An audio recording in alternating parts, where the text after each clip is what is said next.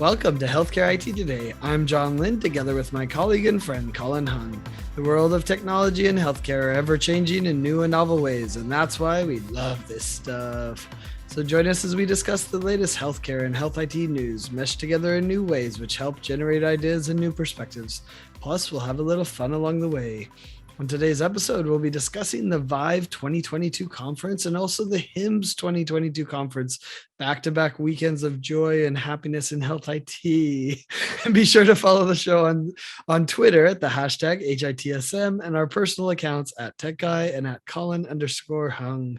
Plus, check out our 16 years of health IT blog content at healthcareittoday.com. Well, I lost my voice, so I guess 2 weeks was too much. Is that the right takeaway? That is the key. But we found your limit, John. 2 weeks in a row of two conferences of meeting and greeting people and being away. Well, I jokingly said joy and happiness for health IT. I mean, it was fun to be back together. Although I'm not sure the back-to-back, that was pretty wearing. Next year, I'm told it's 18 days apart. So we'll have a slight break. Although you're talking to one person, that could be even worse because that means that 18 days is going to be insane. That's true. It was a lot of fun. And we're recording this literally right after getting off the planes home, right? So yeah, it's still fresh in our minds, but it was great. I mean, both conferences were fantastic, and it was for me, really more just that opportunity to get back out there again and see people. So, but John, let me ask you, what were the big themes that came out of the conferences for you? Yeah, so I have three, but I'll throw one out and let you do some too. But the first one that I think beat every other topic and theme that I saw there had to be the workforce and the great resignation and how am I going to stop burnout and prevent them from leaving? And, how do I address the fact that with people leaving, that's causing even more burnout because now you have one nurse instead of three to be able to do the job and, one HIM person instead of three or, whatever. So I think far and away, this conference for me is about the workforce. How do you keep them happy? How do you deal with the fact that they're leaving? What do you do to try to retain them, et cetera? So that's probably topic number one for me. Yeah, I unfortunately have to agree with you. It didn't matter whether I was sitting in a cybersecurity session or talking to somebody who was dealing with call centers, right? The number one topic was I can't keep the people, and they, of course, they were talking about cybersecurity folks on one area and talking about call center operators and managers on the other area, and they're like, yeah, we struggle, right? We have so many new people, and what it's highlighted for both, and that to me was my first, sort of secondary theme to the people leaving and the resignation is expose the fact that they have not institutionalized a lot of processes. And so the theme that I got from both the cybersecurity and, talking to all these other areas was, boy, it really showed that a lot of knowledge walked out the door, right? That it wasn't documented in some cases, or second, there wasn't a system for it. Interesting. And so that especially came true on the cybersecurity side, where people, I guess, had been patching systems because they just knew how. And all of a sudden, when that person retired or left, that system was no longer patched and it became vulnerable. And all of a sudden, someone discovered it and went, "What's this?" Right? And because it's not documented on our risk assessment list, and just it seems to expose a lot of holes there in our processes. Yeah, and I'm sure many are like, oh, well, we just lose a security person. We can deal with that, hire another one. But finding them is hard. And I think it's interesting that health IT people are kind of hit from two directions. One is losing your IT staff, your right. Security person, your infrastructure person that had the knowledge you needed. That hits you one way. The other way it's hitting you is from the doctors and nurses and other staff that aren't there to be able to do what's needed. And so, they're having to address things from multiple angles and the staff's hitting them from every direction. I was talking to one person, they said, yeah, and you can't just throw more technology at it. Right. And I heard that and I was like, well, that is the one other theme related to that a number of people talked about is that they said, they were doing some sort of automation to faxes or automation to revenue cycle or whatever it might be, right? They were automating something. And they said, the question in the past was always, oh, you automated it. Are you trying to fire me? Is my job at risk? But now the mentality changed so drastically, and I think it was Dr. Stephanie Lar who taught me this, and with healthcare, at ViVE. Actually, I interviewed her, and she's like, yeah, actually, we didn't have that problem. I mean, they're a little insecure because they're generally insecure a little bit, anyways. But she said now they're like, no, I'm doing the job of three people. So give me as much automation as possible, or I'm going to leave too. Right. No, and that's true. Actually, I did an interview with the team at Coral Health, and on very similar messaging. Before there was a little bit of trepidation about implementing AI to do anything, right? It was that fear of an AI taking over my job. And now people are like, please implement this to, take what I was now two person's job off of me. Right. Yeah. And so now they're welcoming automation because it is going to alleviate some burden. And it honestly, I think to me, that was actually trend number 3 for me. The trend I saw was around AI. And Yeah. at both conferences, it really emerged that AI is no longer a be all end all. It was no longer like, oh, you should implement AI. It was like, no, we're using AI here to do this, and we're using AI here to do that. And we're applying it here to improve, and to smooth out this operation and that operation. So to me, the theme that emerged from both conferences was that AI has arrived. It's finally real. It's not overhyped anymore. And it's being deployed in very specific places to alleviate frustration and to make things a lot quicker, which I really loved seeing that. Yeah, that was my one of my other themes. So far we're 2 for 2, AI everything, right? Although it was interesting, there was some non AI products there too. Sure. There was R0 had this interesting safety cleaning, system to be able to kill COVID in various environments, including with people there. They're applying the old technology in a new way that allows the people to be there while it's disinfecting the room or the space or the hallway, whatever it might be. There was another one that was pretty interesting. They had cat crap. I don't know if you saw the cat crap. Oh, yes, I did see that one. Yes. It was helping to stop fogging up of the glasses, right? So if you got the mask on, which you're going to probably have it on for quite a while in healthcare, I think, you put the cat crap on your glasses, it cleans them nicely, but then it also stops them from fogging up. And they actually had this really interesting lanyard one too, that was, extra pressure, 10-pound weight, doesn't rip, doesn't break, extends further, right? It's stronger. It actually flips out, and, security wise, the badge doesn't fall off, which when you think about it, you're like, oh, so it's a badge vendor at HIMSS? That doesn't sound that great. But then you start thinking about it, you're like, well, that badge actually costs, a lot of money to replace because it's full of RFID and all sorts of technology. Plus it's a security risk because many times is a 2-factor authentication. Now that badge is your authentication into it. If it's gone, that becomes a security problem. So anyway, I mean, a small physical thing, didn't have any AI, but super interesting that it was there.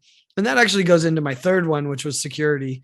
Everyone's worried, right? Like, I mean, if you're a CIO or CISO, of course you're worried about security and what's going to happen. And, I thought Drex at the Dell Technologies meetup that we did, he's from CrowdStrike now, but he commented really interestingly. And he said, you need to have a partnership with an incident response team that knows how to do it. He's like, you hope you don't have to, but it's more a question of when, not if. And you need to have that in your back pocket so you're ready to go and you're ready to act and as quickly as possible, so you can actually minimize the downtime, minimize the PR nightmare that could happen. So I thought that was good advice from Drex. I think the third theme for me to emerge was the diversification of people at both conferences. And what I mean by that is the number of, I guess, wow vendors, cow vendors has steadily continued to increase. There were makers of, scales, right, that were there, and consumer level devices. I mean, Best Buy was at HIMSS, and that was kind of surprising to see, right? And that was alongside, of course, the consumer electronics folks like the Fitbits and the Samsungs of the world, right? But they were much more noticeable. Whereas before, I think certainly with health IT conferences, it was the Epics, the Cerners, and very I'll call it hardcore health IT, right? These are, but now we're starting to see a lot of other technologies that are at these conferences, and I think it's great. I really think this diversity really helps, because then it's not the same thing, right? This will help bring people back to go, oh, like, yeah, okay, I've already got my EHR. Why do I have to go back to these shows? The answer is, well, it's because you got all this other stuff now, right? All Yeah. these RPM tools and all these at-home sensor companies that were there, and even one that had a wearable that was literally woven into the clothing. And there was a vendor there that was showing that stuff off. So I thought that was pretty. Another theme that emerged for me was just diversity of vendors. Yeah, there was a Korea booth with a smart belt. I think it was called Welt, if I remember right, WEELLT. And so it was pretty interesting. But they actually had one even focused on sleep, but from a CBT, using CBT to improve sleep, which was super fascinating. But you're right. Someone asked me, they said, did HIMSS used to be more medical device oriented and things like that?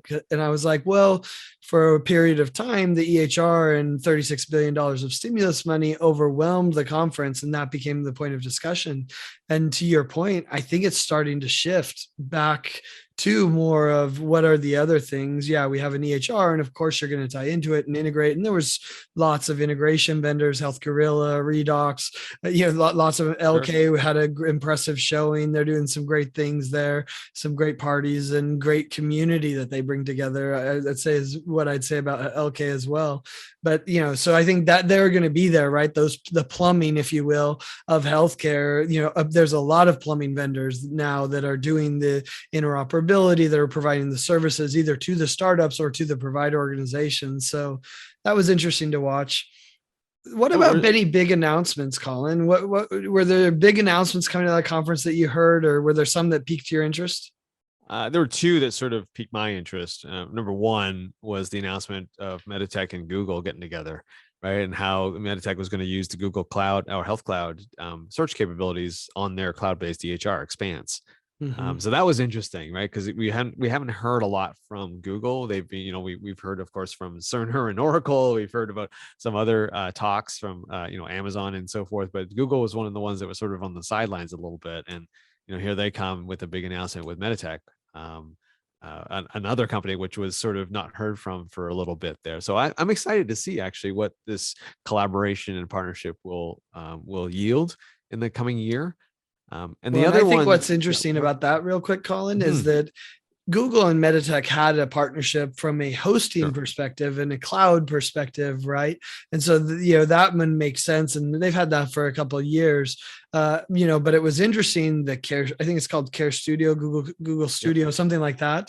Applying that to Meditek is a change of mindset for a lot of organizations. And, I think I read something about Helen Waters talking about why should we be in the infrastructure business? And she's right. They should be creating software that just works for the doctors, not worrying about how it's hosted and is it hosted in a redundant fashion that's secure, et cetera. Google's got experts to do that. So it makes a lot of sense for Meditek to get out of that business and get into the, business of optimizing the software.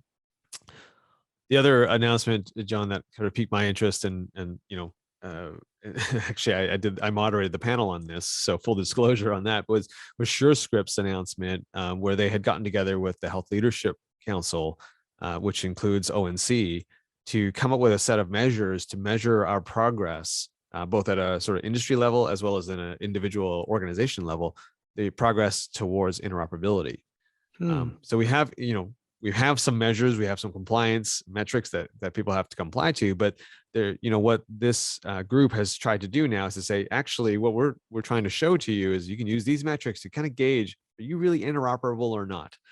And I thought that was fascinating, because that's really the first step to improving it, right? Is to understand where you currently are. And frankly, I was a little bit shocked that we don't have a standardized framework to measure this up until now. But that announcement caught my eye because, of course, interoperability has been something we've been talking about for a long time now. And, now we'll have some tooling to actually gauge whether or not we're making any progress. Yeah, well, it's interesting you like the interoperability announcements, and I think we've made some progress there.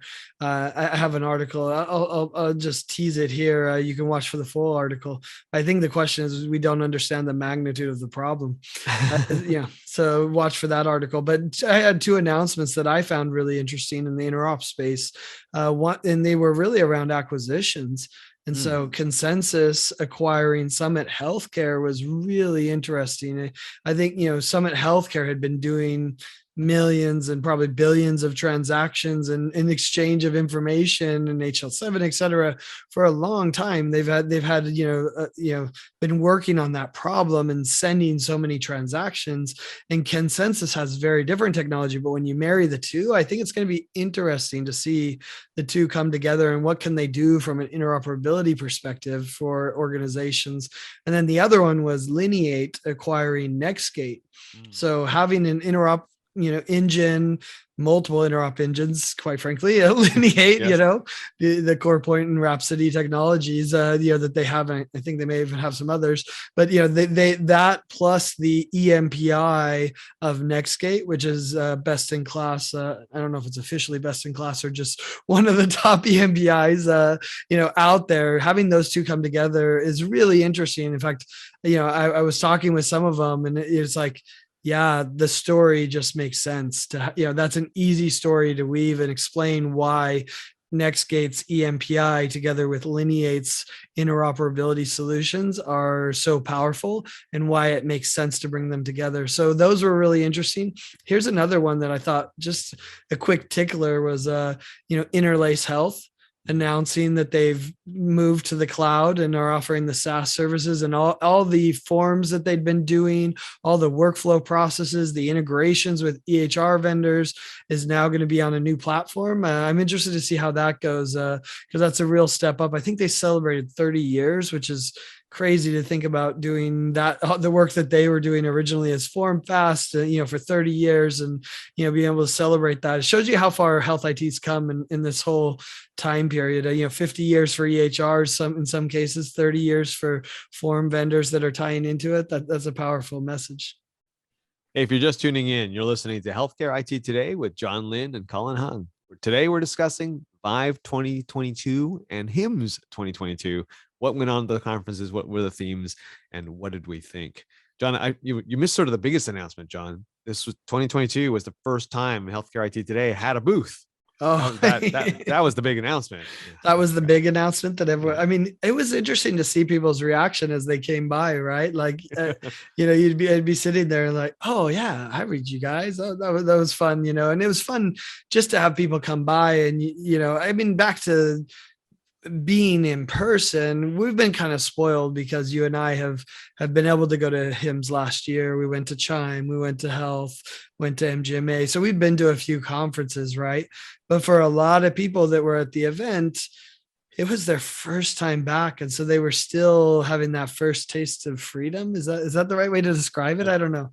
Yeah, it's good. Actually, that was going to be my question to you, John. Like the reactions of people that I saw, it was truly joy. Like it was, and it didn't matter if you're a competitor or not, right? It was just like, oh, like, hey, like you're the person behind that email, or you're the person on the Zoom call. And one of the most amazing things that I saw at both conferences this year was just the fact that happened within the booth. That wasn't just between people who like were meeting new customers or meeting, partners.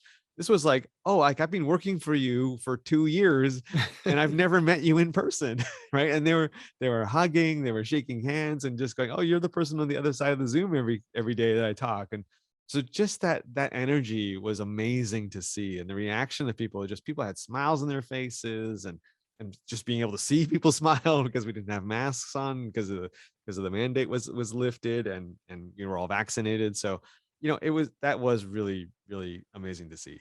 Yeah, you're right about that with companies. It was amazing how many of them were like, I've worked with these 5 people and I haven't met them until now. I had one incident where someone was like, "Hey, I need to meet so and so from my company. I have never met him in person." I was like, "Oh, do you want me to introduce them?" Because I knew who they were, but they'd never met him, which was like super fascinating that, an outside entity knew him, but they didn't. Of course, they kind of knew him because they've been working on Zoom. So there was that feeling, right? There was that feeling of, yeah, we're finally together. Although there was a slight trepidation, and there were some that were slightly uncomfortable, not having the mask. And there's definitely a curve that goes there, right? And I think we had to be careful and thoughtful. And there were a lot of outdoor events that were planned accordingly, and the weather worked out all but one day at HIMSS. And I think I only got rained on one time and smashed in Miami at ViVE, but for the most part, people were trying to be very conscious about, not having the buffet this certain way, that it was served to you and that it was outdoors. So there was the good ventilation. And, the companies like R0 were in the registration area at HIMSS and the networking areas, helping to protect things as well. So, it seems like, well, knock on wood, we'll see what the fallout is, but I haven't heard of any major incidents happening. Yeah, no, I think, and I think from a purely from a health IT standpoint, I think people were reacting very positively to being in a place where news and things were happening, right? Mm. I mean, the other reaction I saw people have was, wow, like I'm now starting to see like, oh, I'm not the only one suffering with staffing issues. That was one sort of Uh-huh. validation. But second of all, just being able to hear and go, oh, like, yeah, Tefka's still a thing. People are talking about it, right? Info blocking is still a thing. People are still talking about that. There's a couple of sessions that are dealing with this thing over here about cybersecurity. And so for some, I think it was validating, right? To say, I don't just live in my own bubble and only dealing with my own clients. Like this is something that's happening in the industry and I'm helping to move it forward. So there, I got that sense as well from talking to some people that they felt just really reconnected to the Yeah. industry and that larger ecosystem that we're all part of. Yeah, and they also commented on something that I think we forget how important this is, because the education sessions are great, the keynotes are great, the parties are fun, but I had one person say, "Yeah, you know why this is so valuable for me? In the last day and a half, I've met with 20 vendors all in one place." Now, could you do that on Zoom? Yeah, 30 minutes here and there, right? But 30 minutes on Zoom is not equal to 30 minutes in person, right? And these are often, in many cases, working sessions, working on the problems that people have that those vendors can actually address. And so being able to meet with the dozens of vendors, if you're prospecting for a new solution, or if every organization I know has hundreds of vendors. And so you need to meet with them and say, "Hey, you're falling short in delivering this," or, "Hey, we need you to start integrating with this because we're working on a new project." And so having those discussions and being able to do them in a concentrated time frame where you're not being pulled away to some other fire is something that I think we underestimate. No, I totally agree. So I have to ask you this one, John. How are ViVE and HIMSS different and how will it play out in the long term? I mean, I bet you a lot of people have probably asked you that while we were on site. Yeah, that's everyone's question. Go to the hitmic.com, click on the conference link, and come to our HitMic healthcare marketing conference. We'll talk about it in depth. But no, I mean, my short form, and my thought on it, right? I think some people are declaring death of different conferences or the end of it. I think it's premature to say anything even similar. Especially when you felt the energy at both events. I think both events were executed well. ViVE had a bit more production value, which we would expect from health. The question is, are the CIOs going to want that production value? I mean, that's an open question. I think that's worthy of consideration. HIMSS executed really well. I think they may have had a few challenges on the vaccination side registration piece, which is abnormal for HIMSS because they execute conferences so well, but they're probably suffering from the great resignation as much as anyone else. So maybe that contributed. I don't know. But here's how I see it playing out. I think ViVE is going to become the CIO conference, of course, with Chime behind it. And the CIOs are going to largely go to ViVE, and HIMSS is going to be for everyone else. And so I think that's how we're going to see it play out. And sure, there will be some overlap, right? A few CISOs will go to ViVE and a few CIOs will come to HIMSS, and they may rotate in some stuff. I did hear a lot from both, though, that said, "Why are you doing it in the same month?" And they were almost offended by the fact that it was scheduled so closely. And so, there was definitely a call from, and these are from provider organizations, not just vendors. Vendors can deal with it if they need to, right? But the provider organization said you need to do it in a different month, and they were really upset. And I think there could be some fallout from them doing it so closely. In fact, there was some didn't go because of it. So I think that's how I see it playing out. Yeah, I think, there's definitely a different feel to both conferences. I mean, one certainly has a longer history than the other. There's no doubt about that. And so there's momentum behind HIMSS. And certainly size is a big factor as well, right? Just the number of vendors at HIMSS, the number of people at HIMSS was it's still larger. Yeah, we had 3 times as much traffic to our HIMSS announcements as we did to ViVE. So, right, but there's an established brand and established knowledge. So there's a lot there. Yeah. So, credit to ViVE, right? It's the first time they ran the conference. It was the first time doing it. It was very successful. I felt very taken care of. And I think that was the ViVE, excuse the pun, that they were going after, right? It felt to me more like being at a user conference. HIMSS, the venerable old school conference, it's still going strong, right? It had so much of the energy and the people there. I mean, if you had any dealings with with an ecosystem of partners, you had to go to HIMSS because they were all there, right? Yep. And that wasn't the case with ViVE yet, or it's not the case yet with ViVE. I agree with you, John. I think over time the audiences will be differentiated. I think there's a lot of overlap right now. To me, I think HIMSS is always going to be the place, or right now, so the next few years, it's definitely going to be the place where deals get done, because the VP of cybersecurity is going to go to HIMSS. The manager of clinical apps is going to be at HIMSS, right? And that's the person who's going to push that deal over the finish line, right? The CIO, let's be honest, they're not the ones making the day-to-day decisions in most cases. And yeah, I think the exceptions, consulting companies, a few Sure. things like that, right? Which Exactly. they've always thrived in the Chime environment. Right. And so I think we're going to have that differentiation where you go, you know what, I'm going to go to ViVE because I need to be in front of the CIO, but that's not where I'm going to sign the deal. That's where I maybe going to start one and start the relationship. But it's really at the HIMSS where I'm going to meet the rest of that person's team and really get to know them and understand the problems and issues. So I do see the differentiation happening. I think even next year. I agree with you though, man. Do these back to back. I really found that tiring. And I think a lot of the vendors were in the same spot. We're just man, being away 2 weeks or flying back and forth and then having to do this again, it was tough on a lot of people. So well, it sounds like you gave them the good news. They're both going to survive, and you're probably going to have to do both. In a lot of cases, if you want the CIO and the other people, you're probably going to have to do both. There was some security companies we just need the security person, so they're we don't need the CIO. So I think we'll see some of that fallout. Yeah, I think the big winner is going to be anybody who does booth logistics is basically the winners of the fact that we have these two conferences so close. Yeah, it's true. Oh, man. Hey, thanks to all of you who tuned into this episode of Healthcare IT Today. You can find out more details about our show by checking out the programs page on healthcarenowradio.com. And please share your voice and engage with the audience and the community at healthcareittoday.com and on Twitter using the hashtag HITSM. I'm Colin Hong with my friend and health IT collaborator, John Lee. Thanks for listening and have a great week.